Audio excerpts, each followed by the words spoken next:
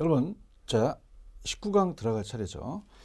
자, 금융 파트 좀 힘들어요. 그래서 조금 계산 문제도 있기 때문에 천천히 좀 들어가려고 합니다. 자, 우리가 저당 상환 방법 또는 대출 상환 방식으로 나오거든요. 근데 여기가 우리가 시험 줄 때가 굉장히 많이 돼요. 근데 여기를 하기 전에 잠깐만 우리 그 222페이지로 가시면 고정금리하고 변동금리라는 게 있습니다. 여기를 좀 살펴보고 가도록 하죠. 자, 고정과 변동. 그래서 고정과 변동에 대한 또 문제를 우리가 풀어보겠는데요. 자, 이쪽 파트는 우리가 문제가 두 문제랑 출제된 적도 있었어요. 굉장히 중요하죠. 그래서 여러분이 잘 잡으셔야 되는데요. 자, 일단 고정금리하고 변동금리부터 볼게요. 자, 고정금리는 고정이 되어 있고요. 변동금리는 이제 변하는데, 자, 앞쪽에서 하지 않은 파트도 이제 연결시키는데요. 고정금리란, 자, 명목이자입니다. 명목이자율. 자, 우리 시험 문제 명목이자율이라는 것은 계약 또 설정이자율 이렇게 부르는데요. 여기다가 은행이 실질적으로 먹는 실질이자에다가 예상 인플레를 더합니다. 예상. 자, 우리가 예상될 인플레를 더해서 구한다는 거죠. 자, 그 다음에 이제 은행이 위험하다면 거기다 위험할증률을 더해서 시험에 나왔었어요. 자, 그러면은 만약에 그 명목이자가 만약에 뭐 5%다. 자, 근데 실질이자는 4%인데 예상인플레가 1%다. 자, 그러면은 이제 명목이자, 이 실질이자라고 하는 것은요. 얘는 인플레를 고려하고 인플레를 고려하지 않거든요. 그러니까 우리가 월급이라는 자체가 실질적으로는 이제 월급이 이 명목은 5% 올랐는데 인플레가 1% 올랐다면 오른 건 4%밖에 못 오른 거죠. 그래서 우리가 실질적으로 드러나는 인플레 그 예상 이자율은 명목 이자율로 볼 수 있습니다. 자, 그럼 이거는 실질 이자율에다가 예상 인플레를 빼요. 자, 그래서 만약에 5%에다가 1%를 뺐습니다. 자, 근데 어떤 일이 벌어지냐 문제를 한번 볼 건데요. 우리가 예상치 못한 인플레가 발생을 해요. 예상하지 못하는 인플레가 발생을 했다. 자, 이걸 초과 인플레라고 하거든요. 그럼 이거는 여기다 또 빼줘야 된다는 겁니다. 그죠? 그래서 우리가 만약에 1%가 더 예상하지 못했다면 실질적으로는 이제 은행이 실질이자가 4%, 3% 하락하는 거죠. 그럼 시험 문제 어떻게 나왔냐면 이제 기출 문제를 보겠지만 대출 기간은 손해를 보고요. 자, 차입자는 이익을 본다고 나왔었어요. 이익을 본다. 자, 그래서 어떻습니까? 그래서 변동이자로 고치는 거죠. 변동은 이제 그 인플레를 예상치 못한 인플레를 차입자한테 전가시키죠. 그 명목이 6%를 바꿔서 1%를 가산한다는 겁니다. 자, 이렇게 해서 우리 보시면 돼요. 그래서 이제 그 내용이 고정이자와 변동이자라는 게 있죠. 그래서 그걸 가지고 이제 우리가 보는데, 자, 이 대출금리가 시장금리보다 높을 경우, 대출금리 시장보다 낮을 경우 이렇게 됐죠. 근데 이제 실질적으로 우리가 시험 문제가 어떻게 나왔었냐면요. 조기상환이라는 걸 우리가 보여드릴 거예요. 앞쪽에서 안 한 걸. 자, 대출금리하고 시장금리가 있다. 시장 이자율이 되겠죠. 자, 그럼 우리가 값이 차입자고요. A은행이 대출자라고 했을 때, 자, 얘가 이제 1억짜리 집을 담보로 해서 뭐 이 대부비율이 70%라면 7천원 빌려주면 이자를 갚죠. 이 대출금리가 만약에 5%라고 봐봐요. 근데 대출금리가 높다라는 것은 시장금리가 낮다는 거거든요. 그래서 시장금리가 낮은 쪽으로 우리가 시험에 나옵니다. 그럼 우리가 만기 전 변제를 해서 조기상환한단 말이에요. 차입자가. 조기상환하면 거기다 수수료를 부과시키겠지만 은행이 위험하기 때문에 조기상환 위험을 져요. 그래서 우리가 대출금리가 시장금리가 높을 경우, 시장금리가 낮을 땐 차입자가 불리하니까 조기상환 가능성이 높아지겠죠. 그래서 일정 기간 동안에 차입자에게 벌칙, 조기상환 수수료를 부과하게 되면 자, 거기에 대해서 이제 차입자가 생각을 해보겠죠. 그 수수료 문제가 아니라 내가 남아있는 동안 이자를 봤을 때는 조기상환을 할 수가 있다는 얘기죠. 위험하고요. 자, 근데 이제 두 번째입니다. 만약에 대출금리보다 시장금리가 상승을 해요. 그러면 좀 생각해 보세요. 대출자가 불리하죠. 우리가 차입자가 조기상환 안 하려고 할 겁니다. 대출자는 수익성이 감소돼서 대출 시점의 고정금리를 변동률 높게 이제 잡는 거죠. 그래서 이제 우리가 그만큼 뭐 이걸 이자 위험, 금리 위험이라고 하거든요. 수익성이 악화되겠죠. 금리 위험. 그래서 이제 우리 어떻습니까? 고정이자라는 자체가 초기에 더 대출 시점에서는 고정이 더 높을 수밖에 없어요. 변동보다. 그래서 고정이 가상대 인플레를 고려해야 되기 때문에 고정이 더 높다. 이렇게 이제 보는 거죠. 자, 그렇다면은 우리가 잠깐 앞쪽에서 우리가 좀 아꼈던 문제가 있었어요. 페이지로 가시면은 내용 중에서 그 217페이지로 가시면 217페이지 조기상환 위험이라는 게 있죠. 자, 조기상환 위험이 시험 잘 나옵니다.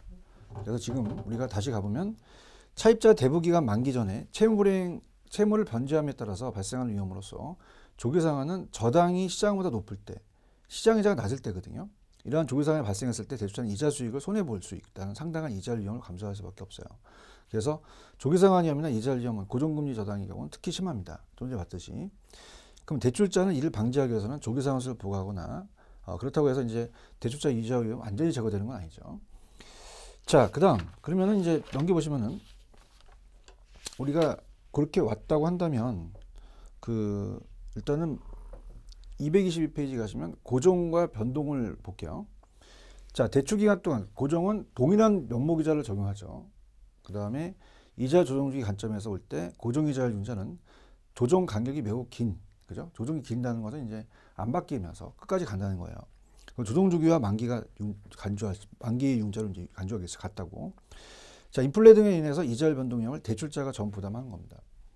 근데 이제 변동은 이자율의 변동 위험의 전부 또는 혹은 일부를 차입자한테 전가시키는 거죠.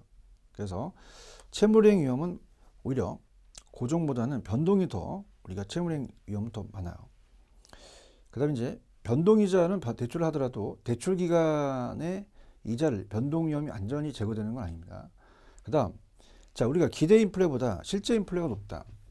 자, 우리가 예상됐던 것보다 기대보다 실제 인플레가 2%가 높아졌잖아요. 여기 이제 시험 나오는데 그럼 대출자도 금리 변동 위험을 부담하게 돼서 그러므로 금리 조정 주기를 짧을수록 대출자한테 유리하다. 자, 그럼 금리 변동의 조정 주기를 좀 짧게 할수록 빨리빨리 전가되니까 유리하다는 얘기입니다. 그 다음에 변동금리에서 금리 인상 상한이 설정된다. 자, 변동은 차입자의 채무이행 가능성이 커지니까 상한선을 설정한다는 것은 그 이상 못 올려받는 거예요. 그럼 이건 차입자를 위한 거죠. 그래서 차입자의 금리 위험 부담을 감소한다.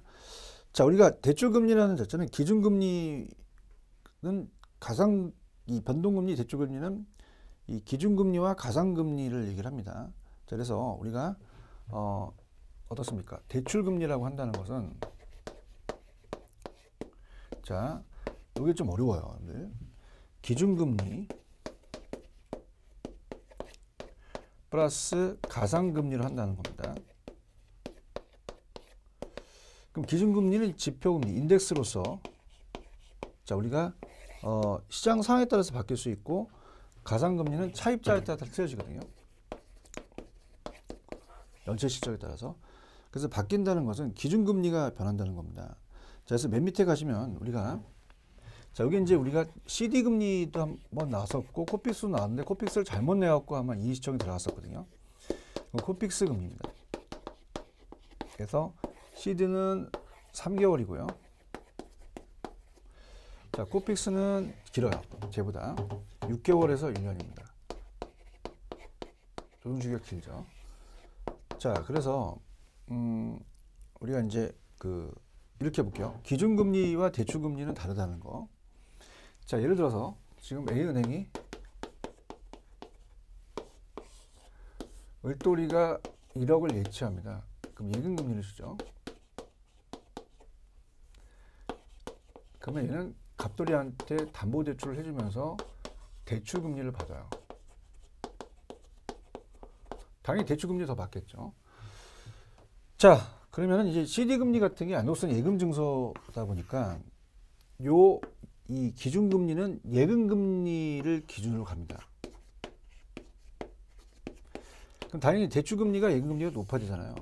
그래서 가상 금리를 더한다 이렇게 가시면 좀 편해요.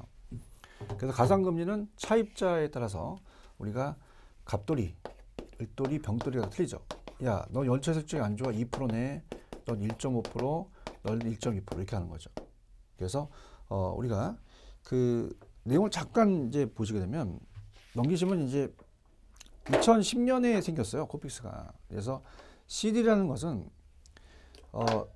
CD 양도성 예금 증서입니다. 우리가 보통 예치를 시키게 되면 통장을 만드는데 이건 증서를 받거든요. 3개월 정도의 단기 자금을 조달하기 위해서 발생하는 어음 증서예요. 그럼 만기가 되면 은행은 예금 소지자한테, 증서 소지자한테 액면을 주겠죠. 금액을 지급하면서 이 증서 양도가 가능합니다. 그래서 이제 이자는 당연히 더 주겠고요. 근데 코픽스는 아니에요. 6개월에서 1년 예금은행이 자금 조달 비용, 자금 조달하는데 비용이 들어가잖아요. 그걸 가중평균에서 반영하는 새로운 주택담보대출이거든요. 그래서 전페이지로 가시면은 이 코픽스는 여러 가지 자금 조달에 대한 것이 정기예금이나 CD도 여기서 들어갑니다.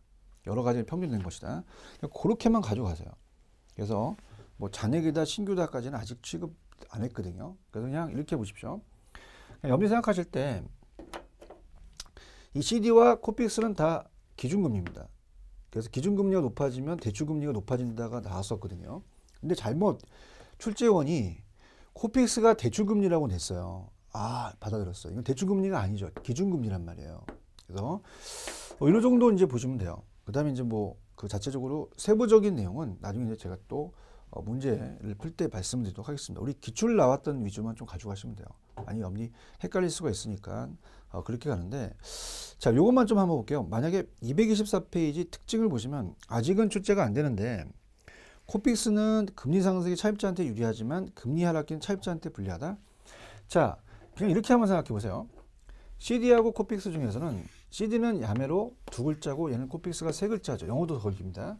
자, 그러면은 어때요? 우리가 금리 상승기 때 요게 한번 나왔었거든요. 금리 상승을 예상할 때, 자, 우리가 차입자 입장입니다. 차입자 입장. 자, 차입자 입장에서는 올라가면 안 좋아요. 그래서 시험 문제 고정하고 변동금리 중에서는 고정이 더 난 거죠.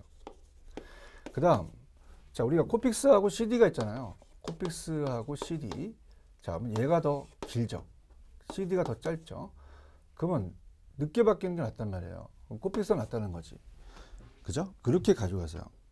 근데 금리 하락기는 빨리 바꿔야 되니까 CD가 낫다. 그래서 그런 식으로만 좀 가시면은 어느 정도 커버가 돼요. 그래서 그렇게 보시고, 그 다음에 전 페이지에 가시면은 뭐 가격 수준 조정 도당, 풍선 도당, 뭐 이런 거 보지 마세요. 제가 해놓은 거는 이제 혹시라도 이제 나올 수 있을 거라고 생각을 하는데 우리 강사들이 또 생각이잖아요. 그래서 그런 것들은 나중에 제가 또 체크를 해드리도록 하고요. 그냥 좌측에 보시면은 이자 매월 상환 방법은 만기일의 일시불로 이제 원금을 변제하고 원금 만기 일시 상환 이렇게 해서 어떻습니까? 이자 매월 상환은 이제 이자만 매월 갚는다. 그렇게 보시면 돼요. 자, 그렇다면은 오른쪽에 223페이지에 이자율 관련 사항이라는 게 별표를 3개 치시는데, 자, 지금 대출 시점에서 고정이 변동보다 높죠. 예상 인플레를 가산해야 되니까. 근데 일반적으로 차입자한테 그걸 전가시키니까 변동은 고정이자 비해 채무 불이행의 위험이 더 커요. 차입자에. 자, 이자 조정기일 짧을수록 대출자에서 유리하게 차입자한테 불리합니다. 왜냐하면 자, 은행은요, 우리가 보통 연계산, 연복리 계산이에요. 그러다 보니까 이자를 또 붙는 게 좋습니다. 그러니까 한 번 받는 것보다 여러 번 나눠서 받는 것도 좋고요. 연복리가 아니라 월복리, 일수 찍는 게 좋죠. 그래서 빌려준 사람은 조정기가 짧을수록 대출자한테 유리하고 차입자한테 불리하다. 자, 복리이자를 받는 경우는 연간이자율이 같은 대출자는, 자, 이렇게 볼게요. 만약에 지금 1억을 빌렸는데 연 12%를 낸다. 그러면 1200만 원이 되잖아요. 근데 이거를 자, 우리가 12달로 나눠봐요. 12달. 그럼 12달로 나누게 되면 어때요?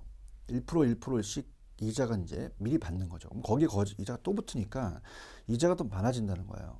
그래서 명목적인 그 12%의 이자를 갖지만은 연간 유효 이자를 이자 계산 기간이 우리가 짧을수록 빨리빨리 받을수록 더 높아진다는 거죠. 그 다음, 자, 아까 명목은 실질 이자에다가 우리가 여긴 안 나왔지만 위험의 대가가 있고 예상 인플레가 있죠. 자, 변동은 기준에다 가상금리를 더합니다. 그래서 CD 양도성 예금 증서와 코픽스가 있습니다. 그 다음에 실질이는 명목에서 우리가 어떻습니까? 실질 이자는 요거 이제 고쳐야겠네요. 명목에서 빼는 거죠. 명목에서 나온 게 5에서 1 빼니까. 그래서 명목에서 예상뿐만 아니라 초과된 인플레까지 우리가 뺀다는 거. 그래서 기대 인플레를 예상이라고 하고 초과를 예상치 못한 거. 특히 두 가지 합치면 실제인데 문제를 한번 풀어볼게요, 여러분들. 자, 시간 관계상 문제는 이제 우리가 225페이지 가셔서 문제 3번입니다. 자, 답만 볼게요. 다택담보대출에 관한 설명도 틀린 것은 연간 이자율이 같은 1년 만기의 대출의 경우는 대출자는 기말에 한 번 이자를 받는 것이 기말에 4회 나눠 받는 것보다 유리하다? 아니죠. 나눠서 받는 게 또 이자가 또 붙잖아요. 그래서 우리가 한 번 받는 것보다 나눠서 받는 게 낫다. 이렇게 나왔고요. 그 다음에 이제 대표적인 문제가 넘기시면은 226페이지 6번입니다. 자, 6번 문제에다가 별표를 3개 정도 쳐놓으세요. 자, 이거는 변동과 변동을 나타내는 아주 어떻습니까? 그 좋은 문제인데. 자, 주택담보대출에 관한 설명이 좀 옳은 것은 다만 다른 조건은 동일하고 단기금리와 장기금보다 낮으며 금리 변동 위험이 어떤 상환 불이행보다는 크다고 가정하자. 자, CD예요. CD는 아까 기준금리잖아요. 얘가 상승하면 변동률 대출금리도 상승하겠죠. 2번 대출 시점에선 고정이 변동보다는 높다. 2번이 정답입니다. 자, 주택담보대출 금리가 하락하면요. 자, 보통 우리가 정상재인 주택으로 봤을 때 소득이 높아지면 더 많이 사는 정상적인 재화죠. 그럼 수요는 늘어나겠죠. 자, 대출금리 고정금리입니다. 요거예요, 요거. 고정금리인데 대출 시점에 예상 인플레보다 실제 인플레가 높았어. 우리가 실제가 아까 2%가 됐잖아. 예상하지 못한 인플레가 발생하니까 실질이자가 낮아지죠. 그러면 금융기관이 손해고 차입자가 이익이다. 이렇게 보시고요. 자, 대출 비율이 높다는 것은 돈 빌려주는 비율이 높으면 채무행 가능성이 커집니다. 그럼 은행은 위험하니까 그만큼 금리도 높이겠죠. 이렇게 보시면 됩니다. 자, 그 다음 넘겨보시면 뭐 그 정도만 보시면 뭐 우리가 고정금리와 변동금리는 거의 완벽하다라고 볼 수 있어요. 자, 그 다음에 이제 그 다음에 이제 우리가 보실 내용이 그 페이지 221페이지 가시면 고정금리로 보고 원리금에 대한 상환 구조에 따른 분류입니다. 우리가 저당 상환 방법이라고 하는데 우리가 대출 상환 방식 이렇게 나왔었거든요. 자, 여기 이제 어렵기 때문에 이 대출 상환 방식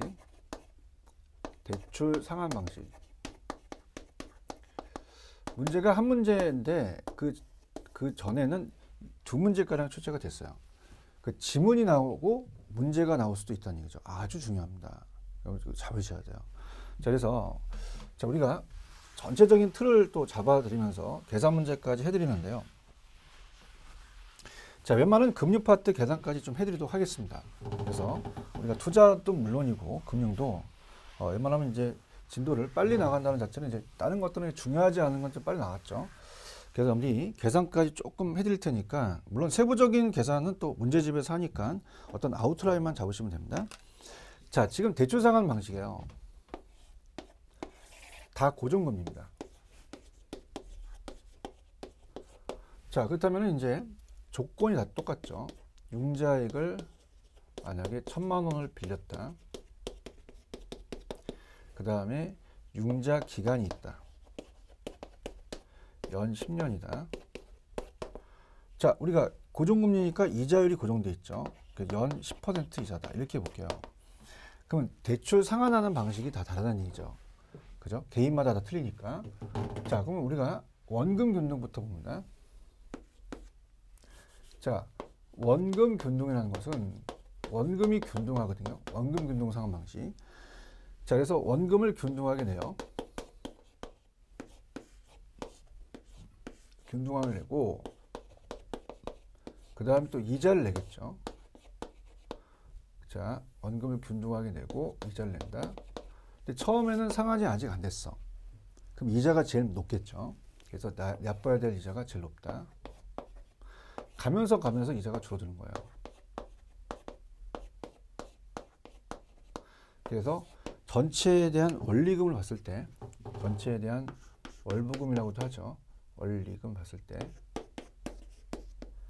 자, 줄어드니까 체증식이 아니라 체감식이 되겠죠. 근데 이게 계산 문제 잘 나옵니다. 그래서 계산 문제 꼭 체크를 해 주십사 하면서 들어볼게요. 자, 우리가 이렇게 됩니다. 자, 1000만 원이 있죠.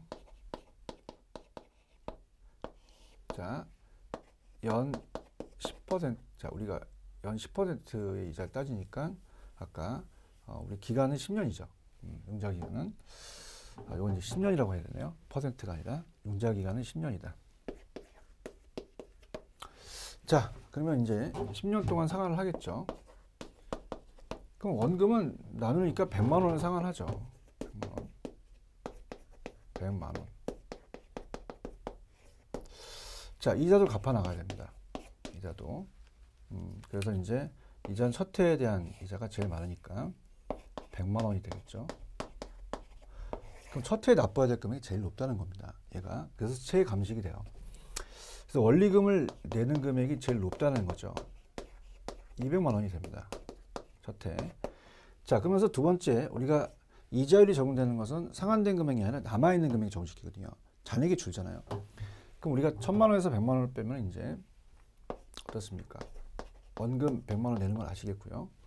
900의 10%는 90만 원이 되죠.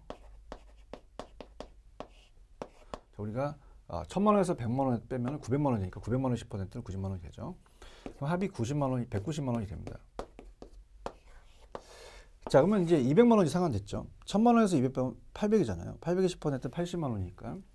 자, 100만 원하고 우리가 80만 원이 되겠죠. 180이 돼서 이렇게 점점 주는 거예요. 놀라운 사실은 이제 100만 원씩 빠져나가니까 이제 10만 원씩 빠지니까 100만 원, 90만 원, 80만 원, 70만 원 가겠죠. 자, 우리가 타 모의고사에서 그 10회 때는 당연히 100만 원만 남습니다. 그럼 이자는 100만 원이 10%니까 10만 원이 돼서 오히려 맨 마지막에 더 쉬울 수도 있어요. 그래서 이거는 우리가 체감식이다 이렇게 보는 거죠. 자, 근데 원리금 상환 방식 있죠.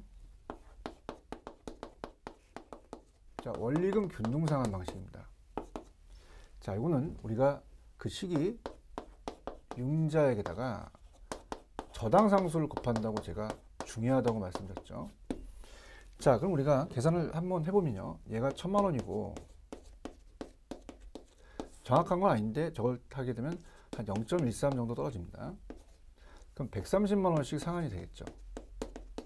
자, 그럼 130만 원씩 130만 원씩 원리금 균등 상환이에요. 원리금 균등. 그럼 쟤랑 다르다는 얘기죠. 원리금이 균등합니다. 원리금이. 저 위에다 올려놔야죠. 비교를 해야 되니까. 원리금 상환 방식입니다. 균등 상환. 원리금이 균등해요. 원리금. 그럼 130만 원씩 상환이 되거든요. 130, 130. 그럼 우리가 첫 해는 아직 상환이 안 됐잖아요. 그럼 우리가 그 이자가 똑같아요. 아까 얘랑 그 1000만 원의 10%니까 100만 원이 되죠. 그럼 우리가 얘가 원리금이라고 한다면 자, 이자가 우리가 어떻게 돼요? 100만 원이 되니까 자, 원금은 30만 원이 됩니다. 자, 원금이 균등하지 않기 때문에 이제 이자가 계산이 어려운 거죠. 자, 원금은 이제 30만 원이니까 1000에서 30만 원 빼면 970이잖아요. 10%는 97만 원인데 그냥 제가 90이라고 할게요. 130에서 90 빼면 40이잖아요. 그럼 가면 갈수록 생각해 보세요. 이자는 감소하고 원금이 늘어난다는 얘기죠. 이걸 이제 높일 수 있어요. 그래서 처음에 차지하는 비중은 이자가 높다 이렇게 나옵니다. 점점 원금이 더 늘어나겠죠. 원금은 이런 식으로, 그죠? 그렇게 봅니다. 자, 그래서 이렇게 볼게요. 자, 얘는 원금 균등이에요. 얘는 원리금 균등이죠. 근데 이건 누구나 다 알기 때문에 물어보진 않죠. 그럼 뭘 물어보냐? 자, 얘 이자가 줄기 때문에 전체 금액이 주는 거죠. 원리금이. 그럼 얘는 이자가 준다는 건 똑같다면 원금이 늘어난다는 게 중요하고요. 자, 그 다음에 이제 계산 문제는 반대편을 물어봐요. 원금은 원금을 보지 않고 나중에 원리금이 얼마냐라는 계산 문제를 물어봅니다. 그 다음, 자, 얘는 뭐예요? 원리금은 당연히 구했죠. 근데 마지막 계산은 원금을 내라 그래요. 원금을. 그러니까 상대편에 대한 반대를 계산하라고 나올 가능성이 큽니다. 자, 체증식입니다. 체증식 상환 방식은 젊은 신혼부부한테 좋죠. 그러니까 체증식은. 최근에 시험에 나왔었는데, 자, 체증식이라는 것은 점증식입니다. 자, 이거는 이제 우리가 사회 초년생 신혼부부들은 초기에 월급이 적어요. 그러면 야, 너 원금 내지 말고 이자도 60만 원만 내라 이렇게 하는 거죠. 원리금 부담이 작아지죠. 그렇다면 이제 원리금 부담이 작아지니까 어떤 일이 벌어지냐면 처음에 60만 원밖에 안 돼요. 원리금을. 이자 지급에 또 못 미치죠. 그럼 갚아야 할 금액이 점점 늘어난다는 거죠. 그래서 체증식이에요.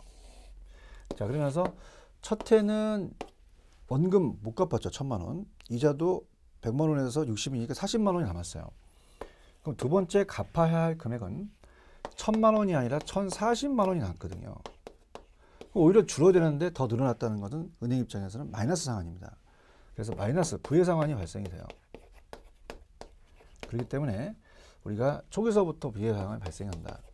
그래서 이 체증식은 은퇴 예정자가 아니라 신혼부부한테 유리하고 소득이 감소될 걸 예상하는 게 아니라 증가될 걸 예상한다. 이렇게 나와서 우리가 한번 비교해서 나왔거든요. 자, 그렇다면 여기를 한번 우리가 볼게요. 자, 우리가 지금 19강 하고 있죠. 그럼 이따 그래프를 이제 본다면 두 가지 그래프예요. 두 가지 그래프를 본다면, 자, 여기 이제 원리금입니다. 원리금이고 초기서부터 후기까지 본다면요. 자, 여러분이 이제 시험장 가셔서 딱 그리시려면 원리금부터 그세요. 자, 원리금이라는 자체는 원리금이 균등합니다. 원리금이. 그 원리금이 균등하다는 건 어떻게 돼요? 원리금 자체가 균등하다 보면은 이 자체가 여기서부터 이제 130, 130씩 균등하다는 거죠. 똑같습니다. 그러면 우리가 체증식을 이제 그세요. 체증식은 어떨까? 점점 늘어나는 거니까 체증식은 초기에 60 내죠. 그죠? 그러면서 이제 원금 균등 하나밖에 안 남죠. 원금 균등은 체감식이 되는 거죠. 초기에 얘가 높고 얘가 높고 얘가 작죠. 그러면 나중에는 얘가 높고 얘가 높고 얘가 제일 작은 거죠. 반대입니다.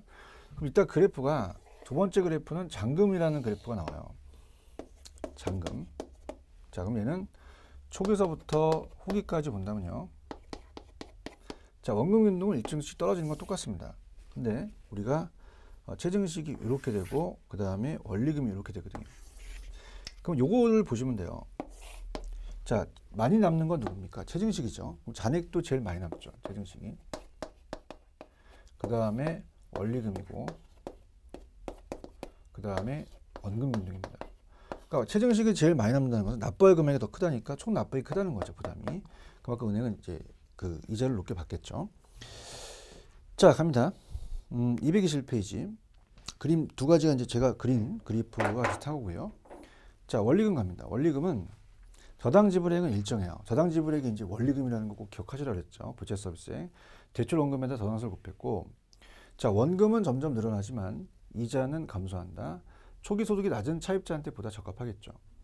자, 그 다음에 이제 요거는, 자, 보세요. 얘는 원금 균등이기 때문에 전체를 봤을 때, 자, 반을 딱 잘라요. 우리가 10년인데, 10년에 딱 1억, 우리가 1000만 원이라면, 5년 되면 딱 500만 원이 상환이 됩니다. 당연하죠. 근데 얘는 좀 어떻게 돼요? 상환 기간이 좀 길겠죠. 원금이 반이 상환되는. 원금이 반이 상환되는 게 3분의 2 기간으로서, 아까 얘가 2분의 1이면 3분의 2예요. 그래서 3분의 2 시점에서 원금이 2분의 상환되고요. 그 다음에 원금 균등은 어떻게 돼요? 원리금 초기에는 많고 후기에 감소됐죠. 원금이 일정합니다. 그래서 아까 1000만 원에다 제가 10년 나눠서 구했죠. 자, 이자는 남아있는 잔금에다가 곱하고요. 2분의 1 시점에서 2분의 1이 상환되더라.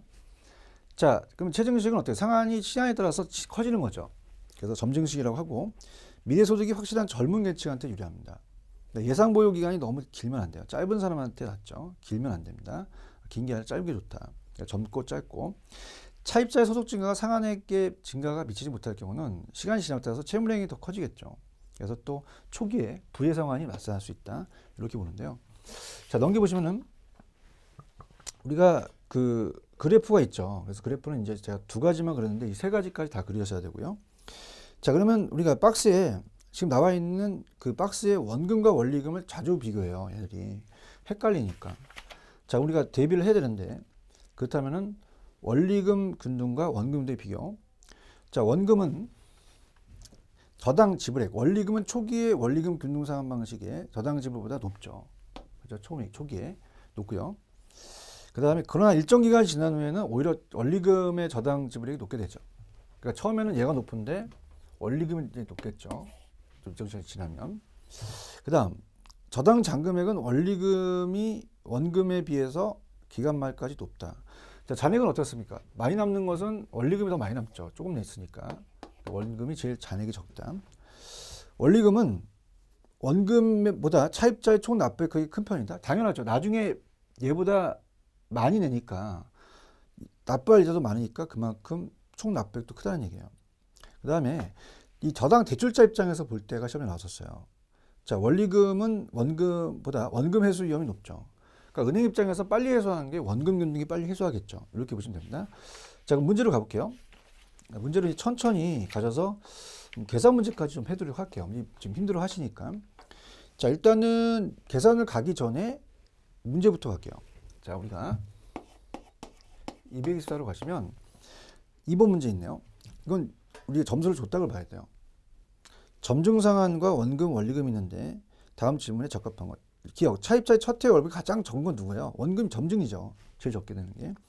첫 해 월불의 납부 만기 전에 중도상환 시 가장 적게 되는 것은 원금 균등이 되겠죠. 그래서 정답은 1번이다. 자, 4번 문제는 밑에 여러분이 커닝 안 하실 수 있으니까 아주 다행이네요.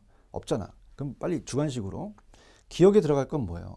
원리금 상환이니까 원리금 균등이고 장액은 똑같이 떨어진 게 원금이죠. 그러니까 정답은 1번이 정답이고요. 자, 계산 문제는 나중에 해드리겠고, 자, 그 다음에 이제 7번 같은 게 난이도가 있어요. 우리가 그 227페이지 가시면 7번이 난이도가 있는데, 자, 그거 여기 이제 보겠습니다. 자, 들어볼게요. 일단은 여러분이 그 225페이지 가시면은 3번도 한번 볼까요? 3번은 앞쪽에서 했던 고정금리와 변동금리인데, 주택담보대출에 관한 설명 중 틀린 것은 연간 이자율 같은 1년 만기 대출의 경우는 대출자는 기간에 한 번 이자를 받는 기간 중 4일 나누어 받는 건 유리하다. 4일 나누는 게 유리하죠. 그 다음에 우리가 명목이라는 것은 아까 그 전에 이 시장이 실질이자에다가 이연의 대가 기대인플레를 더하고요. 그 다음에 변동은 기준과 가상금리를 합한 거잖아요. 그 다음에 변동금리 대출은 이자 중에 짧을수록 이자 변동 비용을 빨리 대출자에서 차입자한테 전가되겠죠. 자, CD는 주택담보대출이 변동금리라는 거 꼭 기억하십니다. 자, 그러면 이제 조금 어려운 게 이제 227페이지에 나와 있는 그 문제예요. 그죠? 옳은 걸로 고르라는 게 상당히 어렵거든요. 자, 1번. 주택금융에 관한 설명 중 옳은 것은 1번. 원금과 원리금이 첫 해의 월불액에 동일합니까? 자, 이 200만 원과 이 130만 원이 틀리잖아요. 그래서 우리가 이제 어떻습니까? 지금 요거는 연인데 월로 한다면 12개월로 나누면 되잖아요. 당연히 얘가 더 많겠죠. 자, 똑같다면은 이자는 똑같겠죠. 월불이백이 똑같은 게 아닙니다. 자, 변동금리와 고정금리 같고 향후 금리 상승. 아까 이 전에 금리가 상승할 걸 예상한다면 차입자는 안 바뀌는 게 나아요. 차입자는 변동보다는 고정이 더 유리하겠죠. 자, 일반적으로 차입자의 소득과 담보부동산 시장 가치가 시간이 지날수록 증가한다. 감소하면 채무불이행이에요. 증가하면 당연히 채무불이행 위험이 낮아지겠죠. 높아지는 게 아니라. 그 다음에 4번 변동은 이자율 조정 주기가 짧을수록 차입자에서 대출자가 아니라 대출자에서 차입자죠. 그 다음 5번 차입자가 대출을 정도 상환할 경우 원금이 원리금보다 재산이 적다. 제일 적게 남는 게 원금 균등이죠. 이렇게. 그 다음 넘겨볼게요. 넘기시면은 자, 우리가 228페이지 9번입니다. 대출 상환 방식에서 관한 설명이다. 옳은 것은 모두 고르시오. 자, 대출 금액과 기타 대출 조건은 동일하다. 가정한다. 자, 우리가 그 상환 첫 해의 원리금은 자, 누가 더 커요? 원금이 원리금보다 더 크겠죠. 그래서 원금이 원리금보다 더 크다. 이렇게 가시면 되고요. 자, 니은 최증식은 미래소득이 감소될 것으로 예상되는 게 아니라 증가될 것으로 예상되는 이 은퇴 예정자가 아니라 젊은 계층이 유리하죠. 그럼 딕은 니을이 맞네요. 자, 원금은 매기간 상환되는 원리금이 점차 감소하죠. 전체가. 그 다음에 원리금은 어떻게 돼요? 원리금은 이자와 원금이 다르잖아요. 이자는 준다면 원금은 늘어난다. 요걸 노립니다. 정답은 딕은 니을. 5번이 정답이고요. 자, 10번 문제도 좀 어려웠었어요. 자, 대출 상환 방식에 관한 설명 중 옳은 것은 자, 1번이 정답인데 자, 갑니다. 원리금은 매기 이자 상환이 감소하는 만큼 원금은 상환액이 증가한다. 맞죠? 그 다음에 자, 두 가지 봤을 때 이 대출 기간 만료 시 누적 원리금 상환이 더 큰 거. 자, 누가 제일 많겠어요? 원금보다는 원리금이 더 많겠죠. 그죠? 그래서 바뀌었고요. 대출 실행 시점의 DTI는 자, 이 DTI라는 자체는 DTI가 참 이거 어려워요. 이제 대출 시점이 작년 문제인데. 자, 그럼 이제 DTI라는 건 이제 이따가 배우시겠는데 이 DTI라는 자체는 그 앞에 나와 있는 걸 봤을 때 DTI는 데빗 투 인컴이에요. D를 I로 나누는데 다음에 넘어와서 할 건데요. 자, 이게 원리금입니다. 부채 서비스. 원리금이 연소득의 얼마나에 대한 그 차지하는 비율이 총 부채 상환 비율이에요. 이 부채 상환할 수 있는 그 비율. 그럼 어떻습니까? 원리금에 대한 거거든요. 그 원리금에 대해서 그 생각하시면 돼요. 그럼 이거는 원금이 최저시기보다 더 크겠죠. 당연히. 그 다음에 4번 대출금 조기 상환하는 경우는 원리금에 비해 원금이 상환액이 더 크다. 자, 어떻습니까? 원리금과 원금이 바뀌었어요. 대출금을 조기 상환하는 경우는 잔액을 얘기를 하죠. 그죠? 남아있는 잔액. 그건 원금에 비해서 원리금이 더 큰 거죠. 자, 최증식은 대출 잔액이 지속적으로 감소하므로 어때요? 다른 상환 방식에 비해 이자 부담이 적다. 잔액이 지속적으로 감소하진 않죠. 그러니까 잔액이 더 늘어나는 시기 때문에 은행 입자는 이자를 높게 받겠죠. 자, 그 정도 보시면 돼요.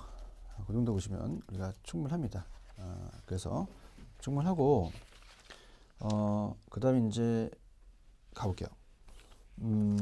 계산 문제가 좀 어렵죠. 그래서 계산 문제를 좀 또박또박 해드리도록 할게요. 자, 226페이지입니다.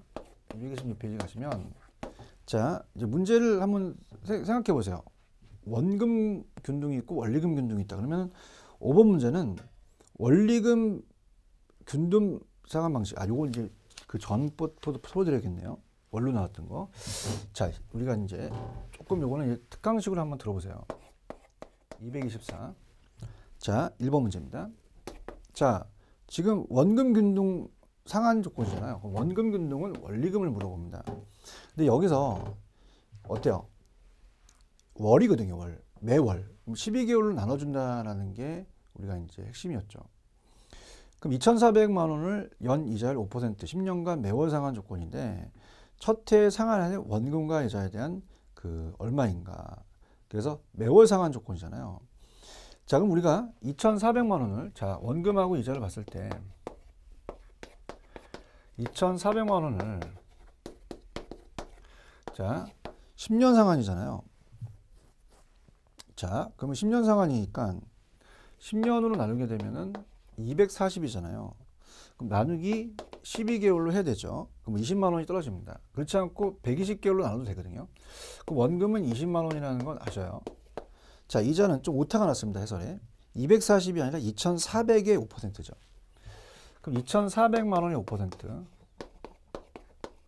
자, 5%라는 건 0.05인데 10%의 반이에요. 그래서 2,400만 원의 10%는 240이니까 반은 120만 원이 되겠죠. 자, 120만 원을 근데 120만 원이 되는데 120만 원을 12개월로 나누잖아요. 그럼 10만 원이 되니까 이 두 합쳐서 30만 원이 된다. 자, 보통 연으로 나왔는데 월로 나오는 경우가 있거든요. 눈여겨 좀 보셔야 되고요. 그 다음에 이제 226페이지로 가시면 5번 문제입니다. 자, 5번 문제. 그래서 거의 첫 해가 나왔는데 이제 26회 때 두 번째가 나왔거든요. 2회차. 이게 힘든데 일단 5번부터 갑니다. 가격이 10억인 아파트를 구입하기 위해서 3억을 대출받았다. 자, 지금 여러분들 10억이 아니라 3억이라는 걸 주의하십시오. 3억을 대출받았고 여기서 이 대출 이자가 7%고 20년 원리금으로 매년 상환하기로 했다. 그럼 원리금은 뭐 구하라고 그랬어요? 원금 구하라고 하겠죠. 자, 그럼 저당 상수가 좀 길어요. 그래서 길기 때문에 다 적지는 않겠습니다. 그래서 이제 원리금을 우리가 먼저 구해야 돼요. 원리금을. 그럼 원리금이라는 자체를 우리가 구한다면 원리금은 어떻습니까? 당연히 이 저당 상수가 얼마예요? 0.얼마입니까? 0.094 얼마 떨어지죠. 그럼 0.094 얼마 떨어지게 되면 자, 이거를 하게 되면 2,831만 7천 원이 나옵니다. 2,831만 7천 원. 자, 이게 원리금이에요. 그럼 여기다가 이자를 빼야 되죠. 자, 첫해 이제 우리가 3억에다가 이자율이 아까 7%였어요. 37이 21이니까 2,100만 원이 된다는 거죠. 그러면 당연히 731만 7천 원이 나온다는 얘기예요. 그래서 정답은 2번인데, 자, 우리가 난이도가 있었던 게 26회 때 문제입니다. 지금 거의 다 첫 해를 물어봤거든요. 근데 26회 때는 주택 구입을 위해 은행으로부터 2억을 대출받았다. 대출 조건이 다음과 같을 때 2회차의 상환, 2회차가 나왔어요. 그래서 2회차는 뭐 남아있는 금액, 이자는 남아있는 금액에다 하다 보니까 어렵지는 않지만 그래도 첫 해보다는 난이도가 있죠. 두 번 해야 되니까. 자, 고정금리의 연 5%고 20년이고 좀 요걸 위로 올려주시기 바랍니다. 원리금 상환 조건인데 원금 상환으로 방식으로 연 단위로 매기가 이제 상환을 하죠. 자, 그러면은 자, 해설도 있지만 자, 요거 있었잖아요. 아까 제가 안 지웠는데요. 자, 원금과 이자를 더해야지만 원리금이라는 게 나와요. 그죠? 그럼 우리가 이제 요것만 좀 바꿔준다면 자, 어떻습니까?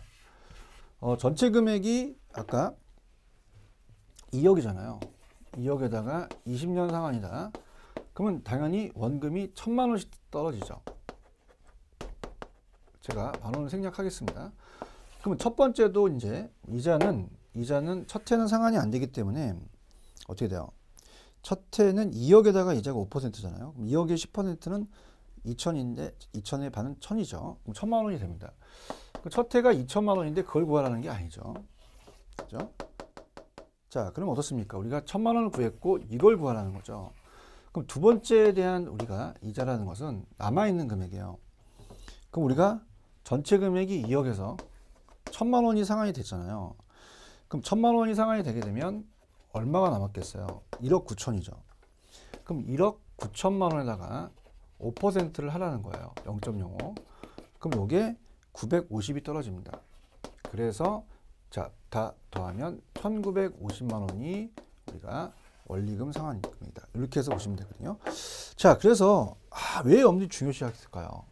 시험 출제 되게 높습니다. 고정과 변동금리가 우리가 작년에 나왔었고 그 재작년에는 이 대출 상환 방식에서 이론 하나 계산 문제가 나왔거든요. 그래서 금융 파트는 아주 내가 정확하게 갈 거예요. 문제 다 풀어드리면서 마스터할 수 있게끔. 그래서 그렇게 보시면 되고요. 그러면 이제 우리가 그 오른쪽에 229페이지 가시면 DTI라는 게 있어요. 제가 약속을 드렸죠. 이 DTI도 나올 가능성이 큽니다. 이거 투자론과 연결시켜서 다음에 해드리겠습니다. 그랬죠. 자, 그러면 이렇게 해볼게요. 자, 원금과 원리금을 비교해서 낸다면 원금은 원금이 균등하고 원리금은 원리금이 균등한다는 것은 다 아니까 물었지 않겠죠. 그럼 얘는 원금은 이자와 원리금을 물어보겠죠. 이자가 주니까 원리금을 주고요. 얘는 원리금보다는 이자와 원금을 물어보겠죠. 이자가 주니까 원금이 늘어나고요. 자, 바꿔서 물어본다. 얘는 원금이니까 원리금을 물어보고 얘는 원리금이니까 원금을 물어본더라. 그래서 이렇게 봅니다. 첫 해가 있는데 두 번째도 봤다. 그 다음에 월로 나눈다면 12개월로 꼭 나눠줘라.